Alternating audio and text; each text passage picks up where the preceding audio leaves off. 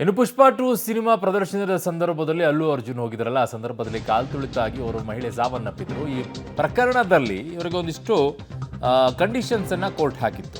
ಪ್ರತಿ ಭಾನುವಾರ ಚಿಕ್ಕಡಪಲ್ಲಿ ಠಾಣೆಗೆ ಹೋಗ್ಬಿಟ್ಟು ಸಹಿಯನ್ನು ಹಾಕಬೇಕಾಗಿತ್ತು. ಈಗ ಕೋರ್ಟ್ ಇದಕ್ಕೆ ವಿನಾಯಿತಿಯನ್ನ ನೀಡಿದೆ.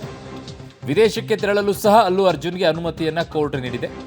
ಹೈದರಾಬಾದ್ನ ನಾಂಪಲ್ಲಿ ಕೋರ್ಟ್ನಿಂದ ಈಗ ಅಲ್ಲು ಅರ್ಜುನ್ಗೆ ರಿಲೀಫ್ ಸಿಕ್ಕಿರೋದು. ವಿನಾಯಿತಿ ಕೋರಿ ಕೋರ್ಟ್ಗೆ ಅರ್ಜಿಯನ್ನ ಸಲ್ಲಿಕೆಯನ್ನ ಮಾಡಿದ್ರು. ಆ ಅರ್ಜಿಯ ವಿಚಾರಣೆಯನ್ನ ಮಾಡಿದಂಥ ಹೈದರಾಬಾದ್ನ ನಾಂಪಲ್ಲಿ ಕೋರ್ಟ್ ಈಗ ರಿಲೀಫ್ ಅನ್ನ ಕೊಟ್ಟಿದೆ.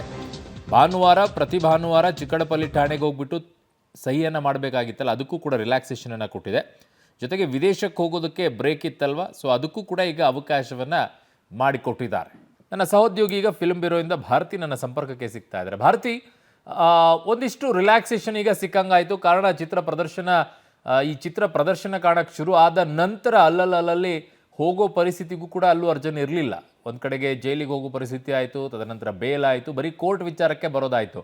ಈಗ ಒಂಚೂರು ರಿಲ್ಯಾಕ್ಸ್ ಆಗಿ ಆಚೆ ಹೋಗೋಕ್ಕೆ ಅವಕಾಶ ಸಿಗ್ತಾ ಇದೆಯಾ ಅಂತ? ಖಂಡಿತವಾಗ್ಲೂ ವರುಣ್, ಪುಷ್ಪ 2 ಪ್ರೀಮಿಯರ್ ವೇಳೆ ಆದಂತಹ ಘಟನೆ ಬಳಿಕ ಅಲ್ಲು ಅರ್ಜುನ್ ಅವರನ್ನ ಕಟ್ಟಾಕ್ದಂಗಾಗಿತ್ತು. ಅದಾದ್ಮೇಲೆ ಜಾಮೀನು ಸಿಕ್ಕಿದ್ರು ಕೂಡ, ಈ ಪ್ರಕರಣ ಎಲ್ಲ ಆಗಿ ಜಾಮೀನು ಸಿಕ್ಕಿದ್ರು ಕೂಡ ಷರತ್ತುಗಳಿದ್ವು. ಆ ಷರತ್ತಿನ ಪ್ರಕಾರ ಅವರು ಪ್ರತಿ ಭಾನುವಾರ ಚಿಕ್ಕಡಪಲ್ಲಿ ಪೊಲೀಸ್ ಸ್ಟೇಷನ್ಗೆ ಹೋಗಿ ಸೈನ್ ಮಾಡಬೇಕು, ಜೊತೆಗೆ ವಿದೇಶಕ್ಕೆ ತೆರಳುವಂತಿಲ್ಲ, ಈ ತರದೆಲ್ಲ ಒಂದು ಕಂಡೀಷನ್ಸ್ ಇದ್ವು.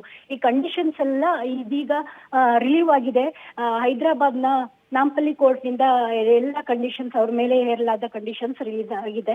ಅವ್ರ ಮೇಲೆ ಜಾಮೀನು ಏನು ಷರತ್ತುಗಳಿದ್ವು, ಆ ಷರತ್ ಮೇಲೆ ಒಂದಿಷ್ಟು ರಿಲ್ಯಾಕ್ಸೇಷನ್ಸ್ ಇವರಿಗೆ ಸಿಕ್ಕಿದೆ. ಹೀಗಾಗಿ ಇವರಿಗಂತೂ ತೀರಾ ಅಲ್ಲು ಅರ್ಜುನ್ ಅವರಿಗೆ ತೀರಾ ಅನಿವಾರ್ಯತೆ ಇತ್ತು. ಯಾಕಂದ್ರೆ ಒಬ್ಬ ಸ್ಟಾರ್ ಆಗಿರೋದ್ರಿಂದ ಅವರಿಗೆ ಒಂದಿಷ್ಟು ಓಡಾಟಗಳು ಇರ್ತವೆ. ಸಿನಿಮಾ ಸೆಲೆಬ್ರೇಷನ್ ಸಂದರ್ಭದಲ್ಲಿ ಬೇರೆ ಬೇರೆ ಕಡೆ ಹೋಗೋದಿರುತ್ತೆ, ವಿದೇಶಗಳಿಗಂತೂ ತೆರಳುತ್ತಾ ಇರ್ತಾರೆ.